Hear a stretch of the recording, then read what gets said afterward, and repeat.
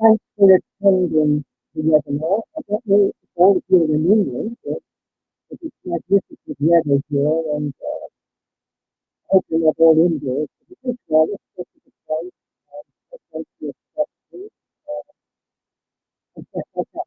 And really what the first part of the key there, it is just to be a very quick example. And the end design the outcome, obviously, but it's going to be taken up on the so, 35 years ago, most of the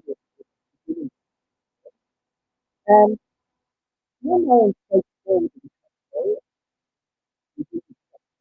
is I had a sourcing house as well. That's what we used to call it years ago, a sourcing house, a buying house. We used to source, buy, sell. And along my way, I worked for UNHCR, UNICEF, and many, many other EU, I should say UN bodies, and in a capacity as a consultant for purchasing, among other things, sourcing and shipping. So that's me. Let's start off with the first question we had. I don't know who gave it to me, but it reads, and I must say all the questions you did put in are really relevant and very good. How will the trade be affected if we go through a hard Brexit?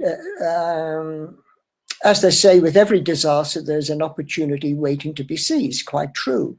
Okay, so we're going to assume that we are going to go into a hard Brexit. And, you know, for what it's worth, I think this is where we're going to wind up. Let's not get into politics here, but I think that's the way we're going to wind up. So what's going to happen if we have a hard Brexit? Well, there's going to be winners and losers. And it all depends on who asks the question. Will it be good for me? Will it be bad for me? You've got to go into the background and say, well, for you, it's going to be good. For bad, it's not going to be too bright for you. I made a list here of winners and losers. And for instance, winners.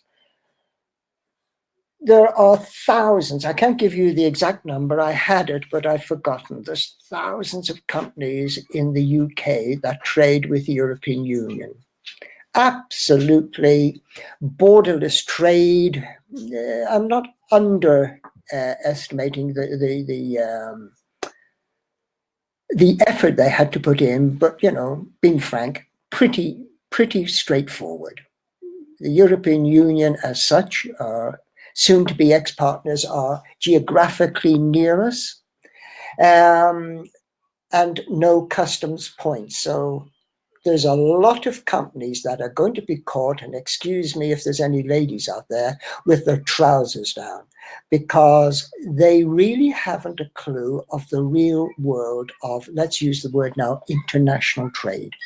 They are going to be the losers in importing and exporting because they have been cocooned over the years, and they really hadn't got to do much. Now, I'm sure if a company was listening to me right now, they'd be spitting blood, but it's a fact. They are going to have to take on completely new disciplines. They're going to have to train people. They're going to have to find people that are trained in exporting and importing in the international market. And they're going to have to retrain for trading with the European Union, because nobody's told us yet that it's going to be a barrier-free Europe. It's a wish that is going to be barrier-free Europe, but nobody said, yes, definitely, there's no tariffs, there's no customs clearance. So the winners will be those individuals looking or seeking employment with such companies, and let's call them EU companies in the UK. Now, I'm talking from experience here because I go around the UK, I go around various companies in panic mode. And I'm called in, and bless them all, they think I've got this kind of magic wand, and I can walk into a company and go, bling, and all the problems are solved. Of course, it's not like that. So these companies at the moment are seeking people that know about international trade, that can handle importing and exporting.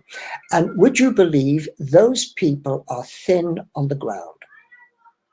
There's agencies crying out for such people, agencies like Reed Employment, a very reputable company.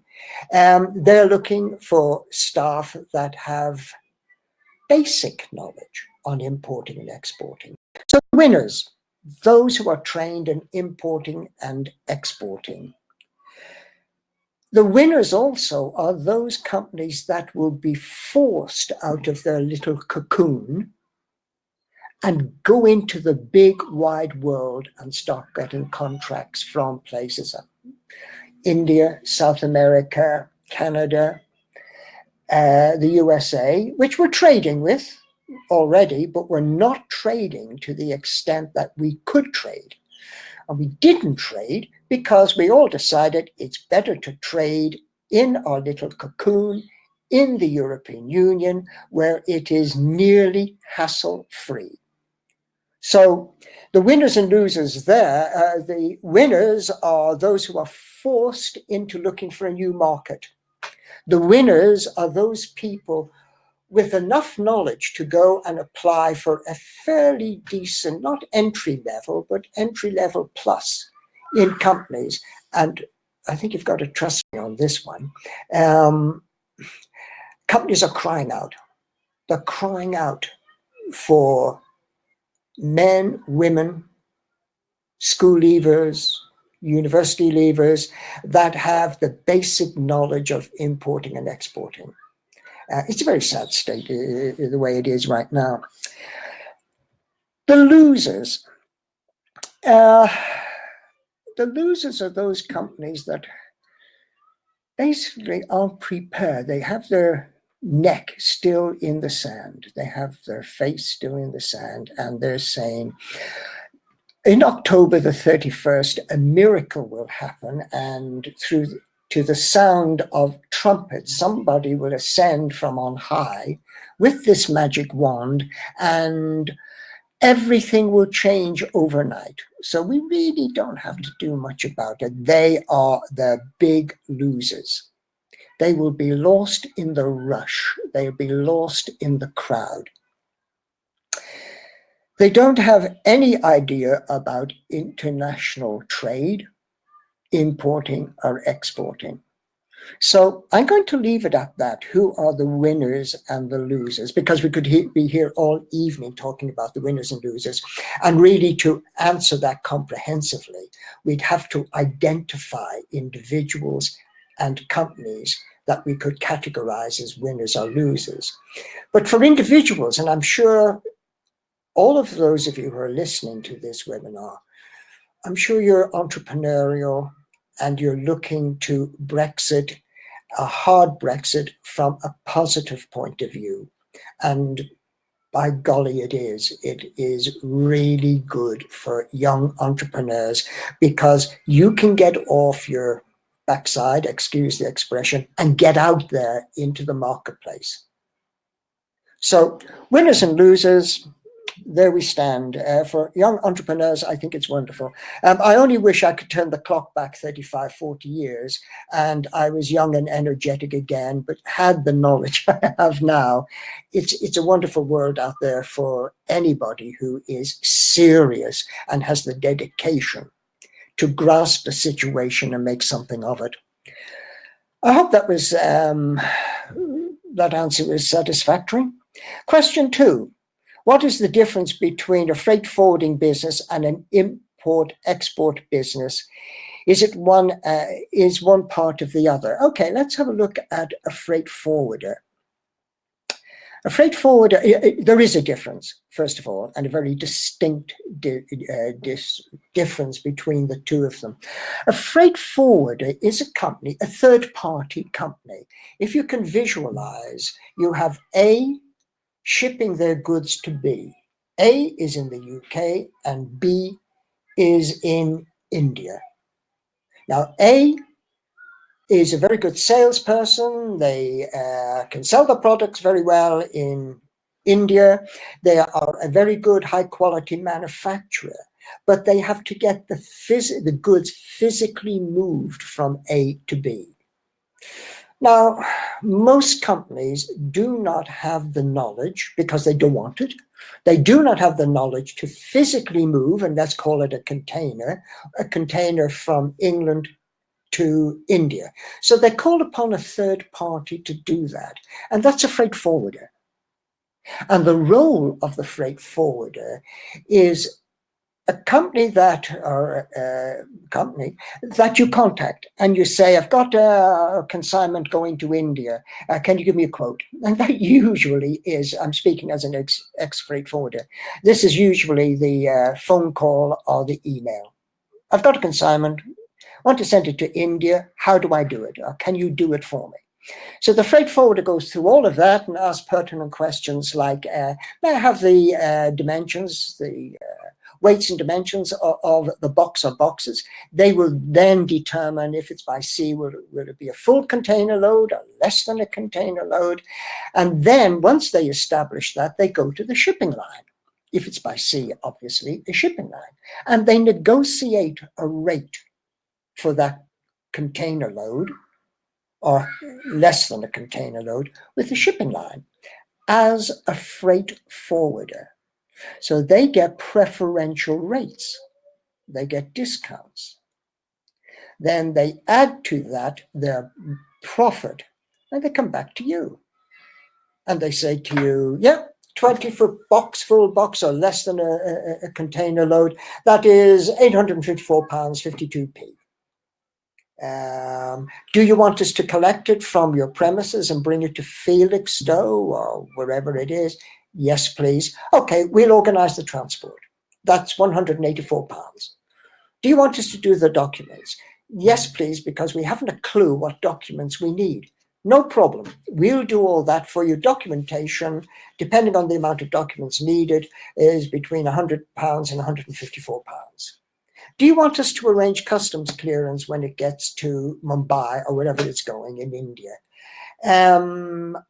Yes, please, because we are going to quote them DDP Incoterms, delivered duty paid. That gives you an overall idea of what a freight forwarder is. It's a third party who acts as your logistics expert. And it's a one-stop shop. They organize everything for you. But the most dangerous thing in the world is to use a freight forwarder and haven't a clue what they're doing. Now, I'm an ex-freight forwarder. I'm not freight forwarder bashing. But there are many freight forwarders out there in England, where I'm stationed, and they love going into companies or talking to young entrepreneurs who haven't a clue what they're doing. So they can say, oh yes, well, the freight is so much and this is so much and that is so much and that documentation is going to cost you an arm and a leg. And of course, you're the sacrificial lamb and you're the nodding dog. And you say, yes, yes, yes, that's okay, that's okay, that's okay. So most companies use a freight forwarder. Very few companies do it themselves. The guys who do it themselves are the big companies, the Unilevers, the Ford Motor Companies, the Toyotas, where they have their own in-house, and they're in contact on a daily basis with shipping lines. But they're few and far between. Our exports are made up of small, medium companies, maybe 8 people, 9 people.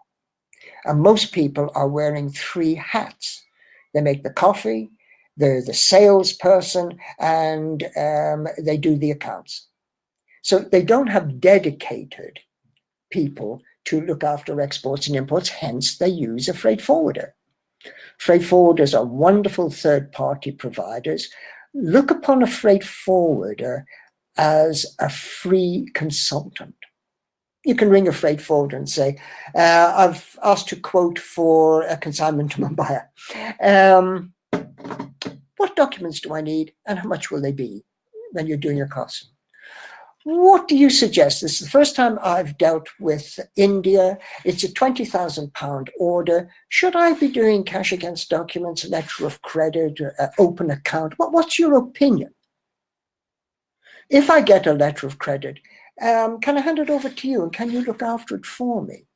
So you see, you're getting a free service. You're not paying for that. They are hoping you will use them to ship the goods. So these are freebies. They don't give you a pencil or a tie or a bottle of whiskey anymore at Christmas. They just give you free information. So that's what a freight forwarder is, a go-betweener between you and the shipping line or airline. Use them. Look upon them also as a free consultant. But whatever you do not go blindly into using a freight forwarder. Make sure you get quotes for everything before you take them on. Get at least 3 freight forwarders in to your company, or if you're a one-man show, jump in the car and visit them.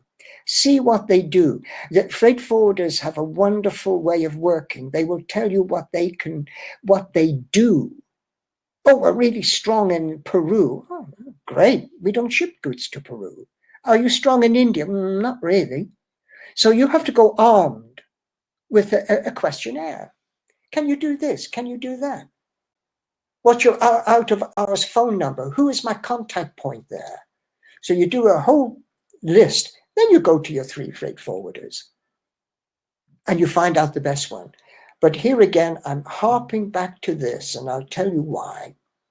I'm harping back to do not employ a freight forwarder if you don't have at least a working knowledge of freight rates, documentation, because they can smell it. They will say, this guy, this lady really doesn't know much about it, so we can really load it. I'll tell you, the very first time I used a freight forwarder, many years ago. I was importing, I was in a dealership with another guy, and we were importing machines from Chicago in the States, and we were selling them mainly in England, but we had sub-dealers in France and in Italy from memory, and Israel.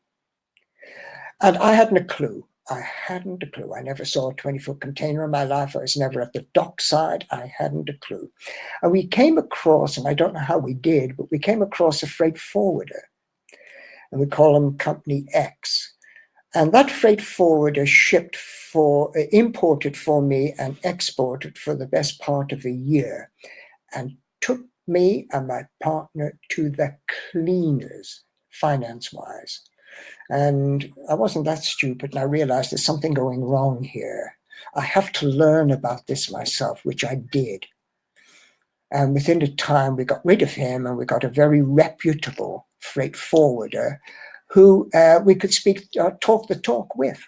So I talk from experience. It's quite easy to use a freight forwarder, and answering the question more directly, what is a freight forwarder? I've just told you what it is, but I add to that, please make sure you talk the talk, not as an expert like they are, but the fundamental talk. You asked then, was a freight forwarder, the difference between a freight forwarding business and an import-export business? A massive difference. An import-export business can be a dealership, can be an agency, void of being a freight forwarder. You very seldom get a freight forwarder that is in the business of importing and exporting. The nearest we got to it was a freight forwarder and a sourcing material and shipping material. That's the nearest we got to that combination. So it's a totally different business. Freight forwarding is, as I said, and import-export business is a dealership, a buyer who buys and sells, and it's an indirect link, because the import-export business uses a freight forwarder as part of their logistics link. I hope that was explained okay to you. How does one become a trade specialist like you? Thank you for the compliment. Without studying at a university? This is really a loaded question, and I could bore the socks off you with this and talk about it for about 20 hours. But do you have any suggestions on a career path to become a trade expert? Okay, well, let's just look at the beginning. Do you think you should, can you be a trade expert without studying at a university? And the answer is an emphatic yes, a huge, big yes. Along my career, I have lectured at several universities in the UK and overseas as guest lecturer on international trade, mainly on MBA international business courses. And it shocked me.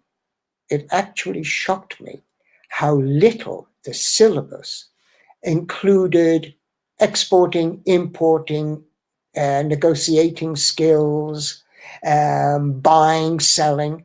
It was very academic, and only one university I spoke to, a university in London, and when I spoke to the principal of the department and voiced my opinion, he said to me, "Hey, Alan, are you trying to earn some extra money by setting up a course?" And I said, "Well, yeah, I would like that." And he said, "Okay, go to it." So I put in the syllabus a course that was very, very practical. And it's not that I'm a great lecturer, but my lecture hall was full.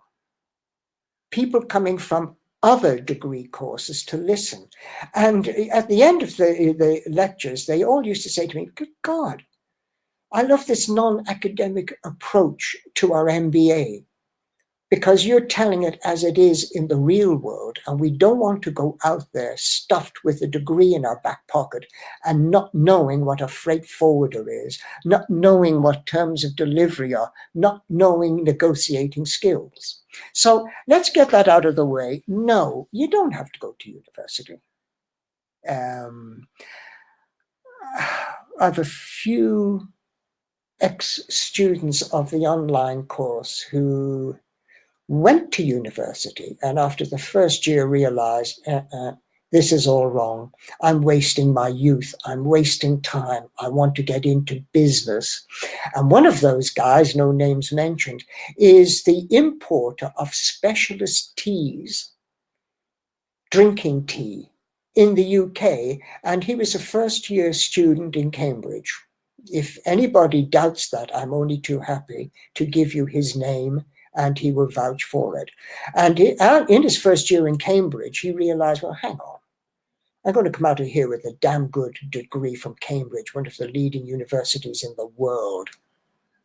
But what am I going to do? And he had a passion, funny enough, for tea. And he decided he was going to import very, very bespoke teas.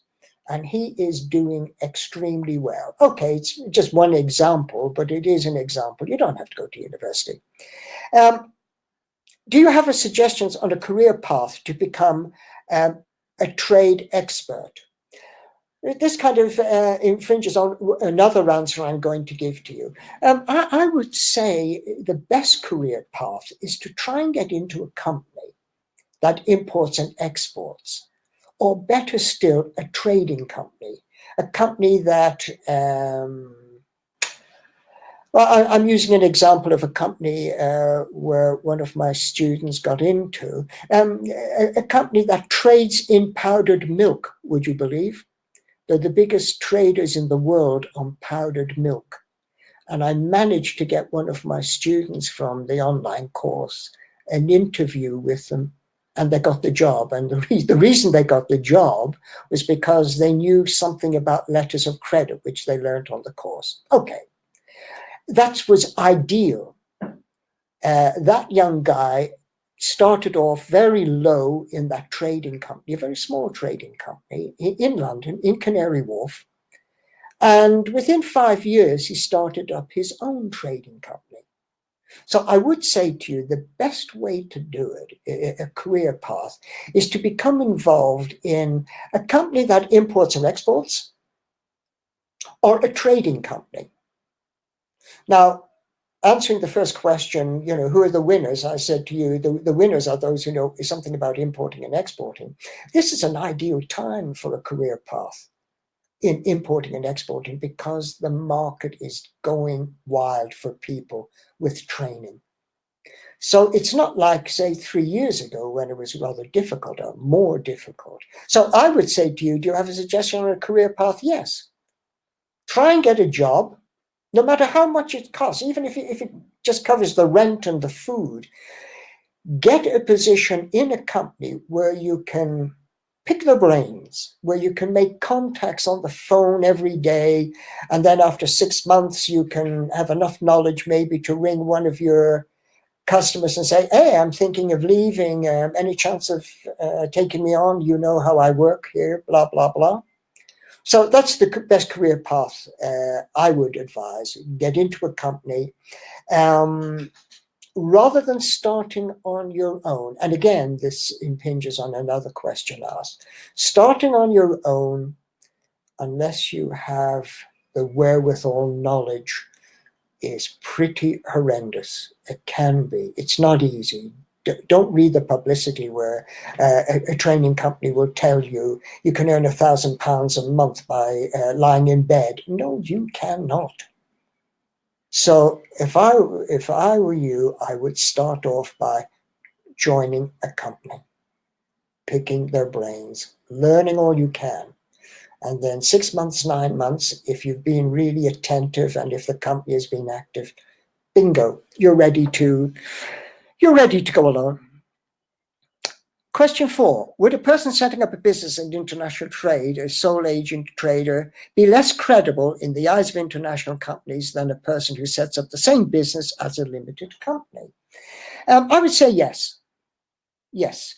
Yes to the question. You have more street cred overseas if you're a limited company than a sole trader. I've been both. And still am actually both. I have a limited company and I'm a sole trader. And the taxman doesn't care less as long as I pay my taxes on both a limited company and a sole trader. I'm talking about the UK. A sole trader has a bad press in the sense a sole trader is a one-man plumber, a one-man window cleaner. It's very bad. It's very bad publicity. It's a very bad story. And if you're dealing with a company overseas and you're saying Joe Blogg's trading as Enfield Supplies, there isn't that ring of authenticity about it. But if you say, I'm the managing director of Enfield Supplies Limited, it's kind of, ooh, really? Oh my goodness, he's a managing director. Or I'm a sales director.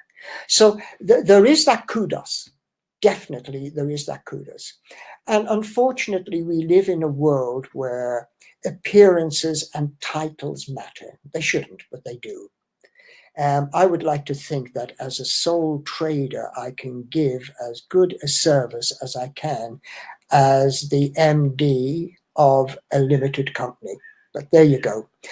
Also, when you go to the bank and you register and you try and get a loan, although loans nowadays are decided upon on points on a computer, it still has that ring about it. The downside, from a personal point of view, I'm a very private person and I like to keep my business private. A limited company, all you have to do, I forget how much right now, 10 quid or £5 or something. You go to company's house and you can buy my accounts. And you can see how much Alan Bracken made as a managing director. How much his company made. So in a way that can be bad. If you're going to visit a company and they do a search on you and they think, goodness, this guy hasn't traded for 9 months. And for the whole of the 9 months, he made £2.50p. Come on. We won't even give him an interview. We don't want to buy stuff from a guy like that. If you his job as whatever, they haven't a clue. They haven't a clue. So on a personal note, I like the sole trader Maybe because I'm established and I don't need the pomposity of a title. But a limited company, you're bearing your financial soul.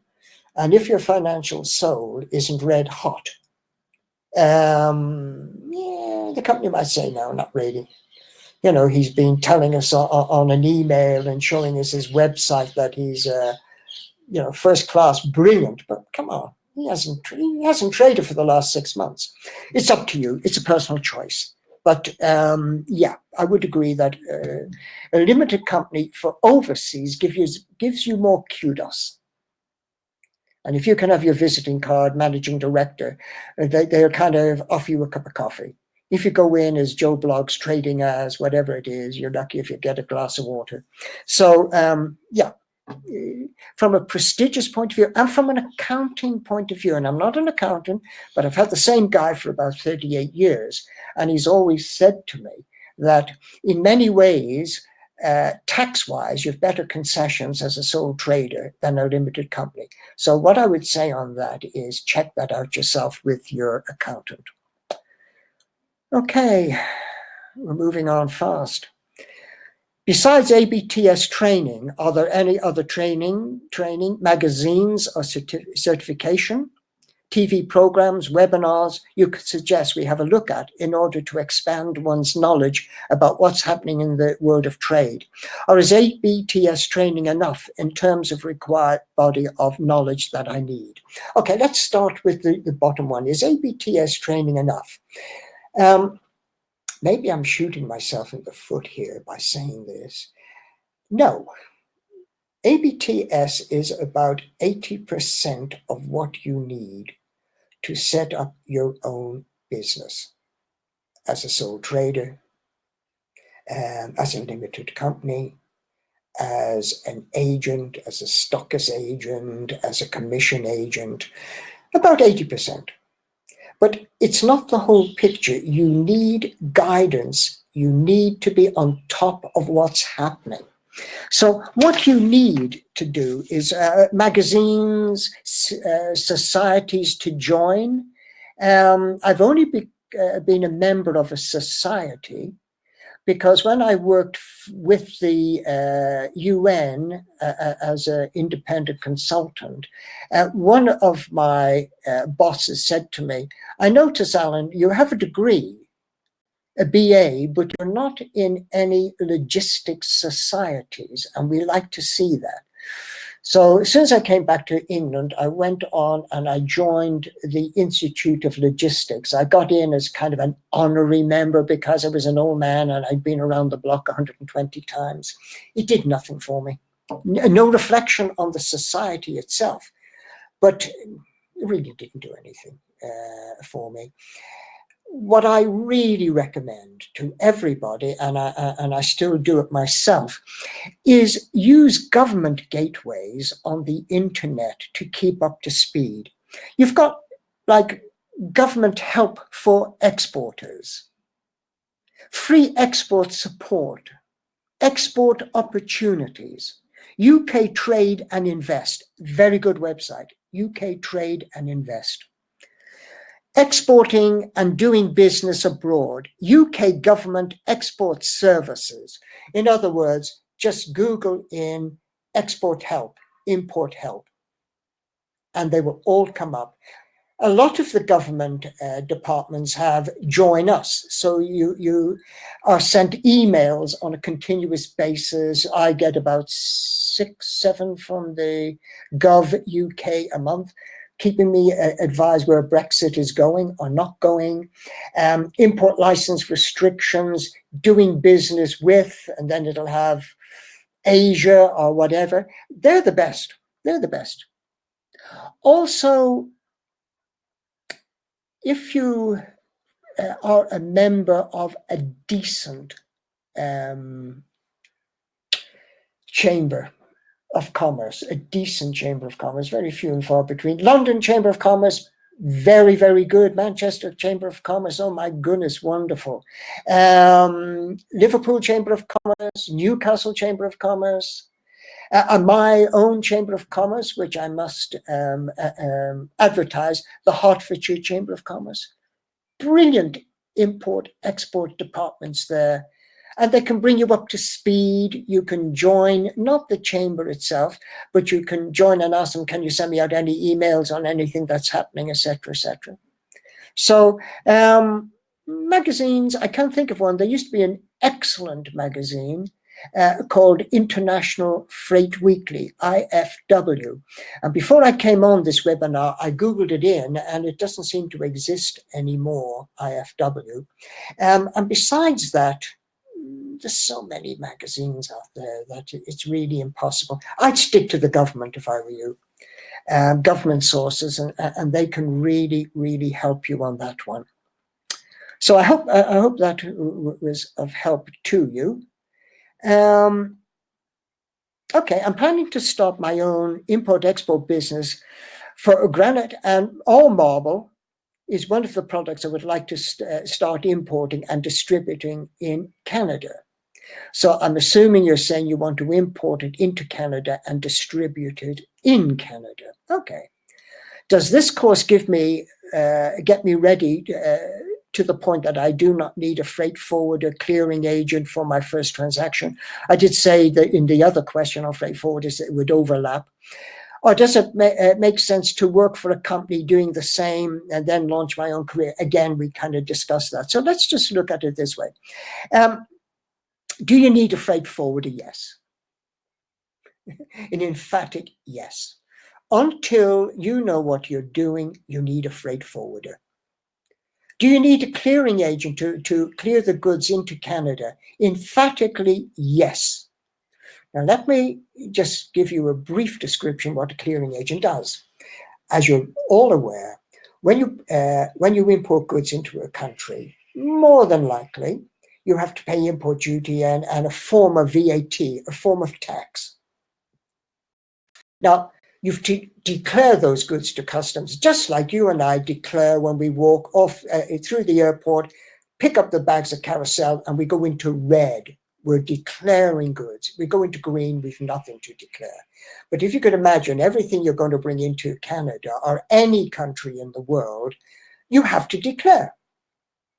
Now, you can do it yourself. Legally, you can do it yourself.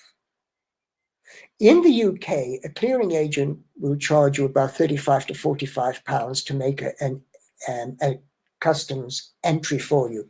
The best 45 pounds you ever spent in your life. And in Canada, I haven't a clue, but it would be roughly around the same in Canadian dollars. So yes, you do need a clearing agent, because a clearing agent knows the tariff book inside out, upside down, and sideways.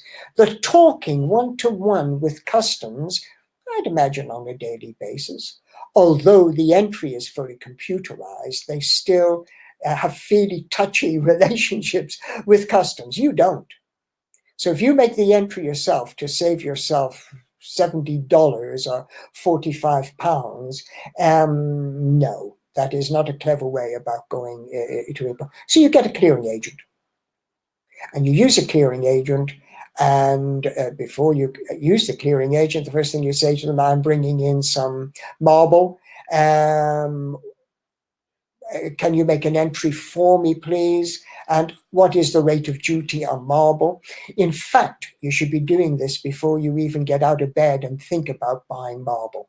You should ring a clearing agent and say, just got out of bed, thinking about buying some marble in Italy and importing it into Canada or whatever. Can you tell me all about it? How much is the import duty percentage-wise on that? And what is the import duty based on? Is it the FOB price, the CIF price? And is there a local tax or a government tax on top of that? And how much will you charge me for doing that? That all becomes part of your cost of buying that product. You don't want to get the fright when the clearing agent rings you up and says, hey, the marble has just arrived. We need $9,854 or 655 pounds plus VAT or government tax. And you say, I don't have that kind of money. How am I going to get that kind of money? Well, it's a bit too late then. You should have done that. So you need a freight forwarder, you need a clearing agent. For the freight forwarder, don't be led by the nose, have general knowledge. For a clearing agent, don't be led by the nose, have general knowledge. Now, coming back to the online course, there's a complete section, it's module 2, on customs clearing. That is for the UK. I appreciate that. That is for the UK because we can't show customs procedures for every country in the world. So we use the UK as a model. And it tells you how you import. It also tells you things like, if you don't have the money to pay for the import duty, how can you still bring the goods in? Like bringing them in on a credit card. You know, it's not a credit card. It's called duty deferment. And how can I bring goods in and not pay import duty? In other words, can I buy them from a preferential trading country? All of that is on the course. So it does, the course will tell you most of all you know, but not all of it, because you have to go into the particular. How does it work in Canada? How does it work in Kenya? How does it work in Norway? But the online course will tell you this is customs. These are the customs regimes that are available. This is what bonded warehousing is. This is what temporary imports are. So it does tell you all the information you need to know. And sorry, let's go back. Does the course get me ready? Yes, it does, 80%. Do I need a freight forwarder? Emphatically, yes. Clearing agent? Emphatically, yes, for my first transaction.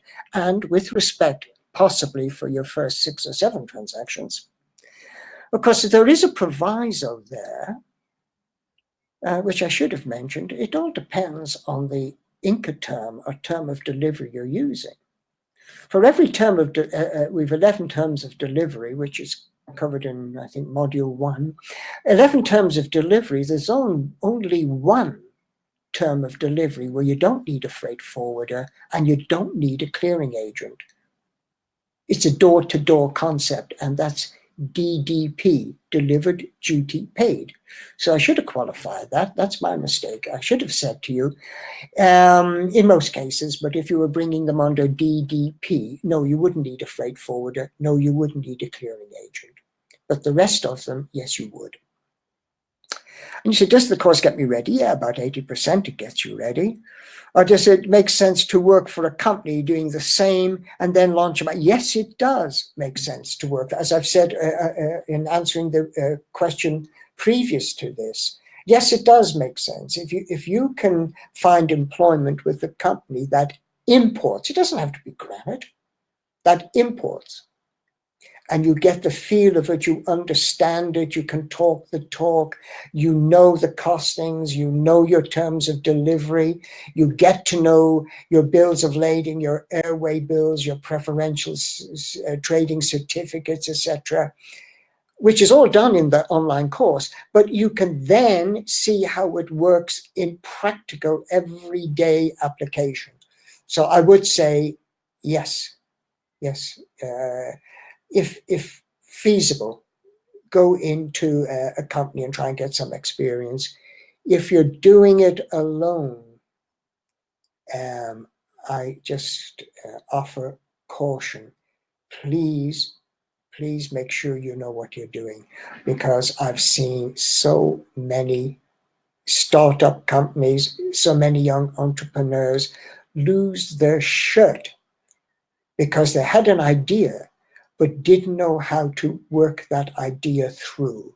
And, that's the worst thing possible. In other words, in one word, inexperience. So yes, the course helps. The course helps quite a lot. I'm not overemphasizing the fact, but yes, the course helps, obviously. Question 7. We are a limited company importing goods, such as artificial flowers, toys from China. We have already found a supplier there. Are there any platforms you would suggest to help us find the buyers? This is the golden question. This is the question. 2 golden questions were asked, or I've been asked as a consultant. Where do I find my suppliers? Where do I find my buyers? Now, your question is half answered. You found your suppliers. Now you want to find your buyers. There isn't an answer. It's not a one-stop shop. It's around the houses answer. There's so many ways of doing it, and you'll be running around until you're exhausted on your feet. But there are ways of doing it, and you always, and I've always over my career, come up with an answer. It's perseverance. Okay, I just give you a few ideas. It's a quick fix idea for anything you're importing, but as we're talking about artificial flowers and toys from China, quick fix for that one is, and maybe you've tried this, but Google in wholesalers of artificial flowers in the UK, wholesalers of toys in the UK, okay? That will give you wholesalers. Then you make an appointment to go and see them, obviously bringing your samples with you. I found, in the main, wholesalers are very receptive people. They're in it to make a profit. And it's a very silly wholesaler, toy wholesaler, who says, no, I don't want to see you, because you could have the very toy they don't have. So that's my first port of call, is wholesalers, ringing around, okay? Next, if I was you and I was looking at not so much artificial flowers, but toys, I would be contacting either personally or by phone the buyers in all the large department stores in the UK, toy stores or department stores with a toy department. And you could go in, if it was London, you could go into Hamleys and say to somebody in Hamleys, who's your buyer here? What's their name? And they will tell you the name and you contact them. So it's a lot of foot slogging around, and there's a lot, quite a certain extent of, no, we don't want to see you. And then, as you well know, because you're importing toys, a lot of toys are seasonal. And if you want them in the shop by December, you've got to have them ordered and delivered by about October, November, and get them in the shops. So in answering your question directly, I would say to you, use Google. And Google in appropriate words like wholesaler for toys, and then going around and looking, visiting the big department stores, toy shops. It's a heck of a foot slog. I'm the first one to admit I've done it so many times in my career. I've done it as a freight forwarder, door knocking, talking to companies and saying, you know, good morning, I'm such and such a freight forwarding company. I'd like to have a chat with you and, you know, offer you some good quotations. And people are, no, goodbye. And you walk back to the car totally deflated. You don't want to turn the ignition on to go to the next place in case they say the same thing. So I'm the first one to admit this isn't a bed of roses, but it has to be done. There is no magic cure, quick fix, quick get rich. There ain't. You have to work very, very hard, and you have to be dedicated, which I'm sure you are. But there's no way around it. So in essence, I would say to you, wholesalers and retailers. Now, remember, wholesalers have to sell on to retailers. So wholesalers, you have to give a very sharp price to. The advantage of a wholesaler is they buy in bulk. So one wholesaler could save you maybe 4 weeks of foot slogging around stores because they're going to buy in bulk. You're only looking for one payment from one person. Shops, you have 5, 6, 7 accounts outstanding and you're chasing the money. But with the advantage of retailers is you can sell at a higher price. So at the end of the day, it is up to your business plan how you want to move forward on that. I'm not going to be much help on artificial flowers, besides saying, and I haven't done it, is Google in wholesalers for artificial flowers. It's easier if you Google in fresh flowers because you're tripping over companies and wholesalers for fresh flowers. But artificial flowers, and then again, depending on what kind of artificial flowers you have. So I would say to that, try Mr. Google. God bless Mr. Google. You know, I wish I had him when I was around. It would have saved me. I've just got another question coming in, and that was asked by James. So thanks, James, for the question, but I'll finish these first. And in fact, I think I am on. Yeah, that's the thank you bit. So if you all just hold on, I'm going to answer a question from James, and I'm literally reading it out loud to myself for the first time. Here it goes, and it's very pertinent, very good question. Would it be better to start to act as an agent? Where would you find manufacturers looking for agents? Okay. Is it best to start as an agent? I wouldn't say it's best, James, but I would highly recommend it to start as an agent. And from several points of view, but mainly from a financial point of view. Now, there's two roads you can go down as an agent. You can go down as a commission agent or as a stockist agent. A commission agent, I always say, is like a marriage bureau. A marriage bureau, it brings a man and a woman together, and their mutual aim is to get married. A commission agent brings a buyer and a seller together, and one wants to sell his item and the buyer wants to buy that item. You bring those parties together, and in return, you get a commission. And you get a commission from the seller. Now, this has been very brief. James, if you want to go into more detail on this, leave me a phone number, and I'd be only too happy to tell you, because I don't want to mislead you, and I don't want to be too brief. So that's a commission agent. A stockist agent is where you buy the stock. So there is an investment. You buy the stock and you sell it to whoever you want to sell it to at a price you want to sell it at, as long as it's competitive. But it means two things. It means an outlay of money to the supplier and warehousing. If it's a small item and you can bung it in the garage, that's great. So you're going into it fairly deep there, James, if you are going into agencies. And I've just lost you on the phone on that question, so I'm just going to bring it up again. And let's see what it is. Let's see. Okay, thank you. Where would you find manufacturers looking for agents? Again, without being glib, there are so many ways of finding manufacturers. Again, I'm going to use Google, and you can Google in manufacturers of, and let's just say you want to import camera spare parts. I don't know how that came up, but camera spare parts. Manufacturers of cameras or camera spare parts. Then get onto them and ask them, are they looking for an agent?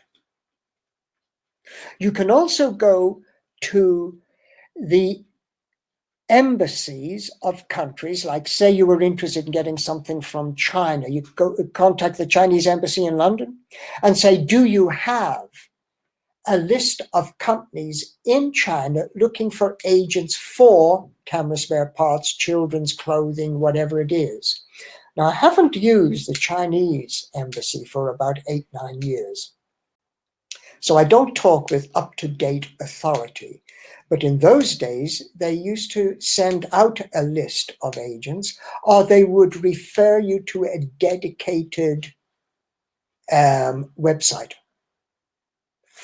Second one I used to always use, and still do to a certain extent, is overseas chambers of commerce.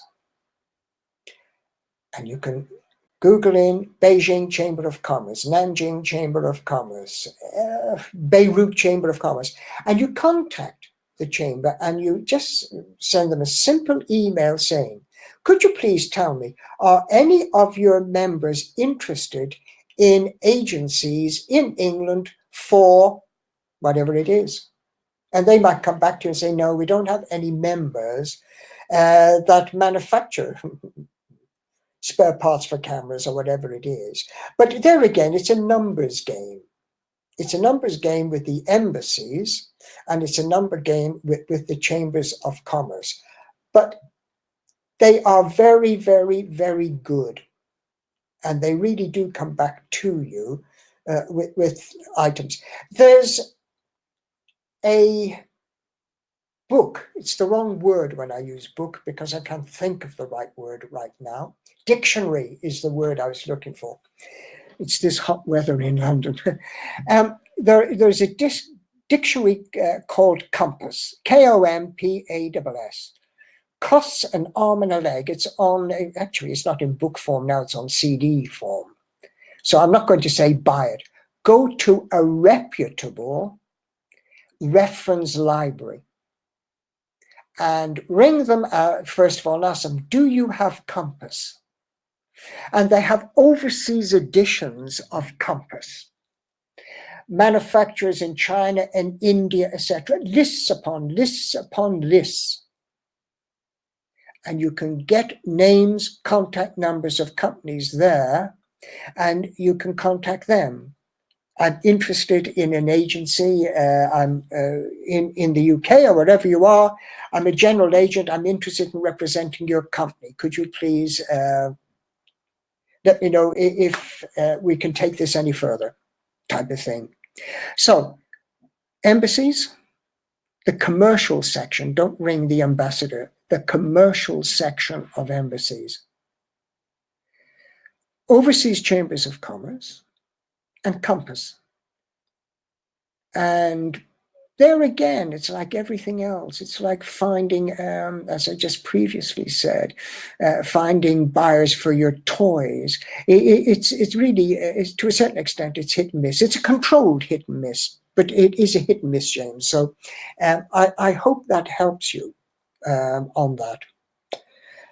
I'm going to close down now. I don't know whether you're all snoring out there or not, but I'm going to close down there. I would like to thank you all for spending the last hour with me. I really hope I was of some practical help to you. And I really hope that you will join up on our online course. Why? Why do I say I really hope you will join our online course? Because you need the information contained in that course. That course was devised by me about 11 years ago from memory. And the reason I went online with the course was I was literally sitting down one day and I thought, my God, I wish I was 35 years back now and I knew then what I know now. I would have saved a lot of time, a lot of money, and a lot of stress. And that's when I thought, wow, that's a good idea. Let me do a course with me in mind when I was a young guy and hadn't a clue what I was doing, so that today's young entrepreneur or today's person looking for a position in importing and exporting can get hardcore facts. And that is what the online course gives you, hardcore facts. So I hope I will see you as a student. On the course, we have a free helpline, which, trust me, is used all the time. So maybe one day we will talk to one another. Maybe one day I'll be helping you get your first order and marking your exam paper, because the course doesn't come as a course. We make you work and you sit an exam and you get a certified certificate. The course is validated by the London Institute of Shipping and Transport, so it's a very, very bona fide course. So I wish you all a very nice evening. It's still time to go out and relax in the park or your back garden or have a barbecue. And thank you for your attention. And we'll be doing another webinar in about a month's time. Hope to see you and speak to you then. Okay, have a pleasant evening. Bye now.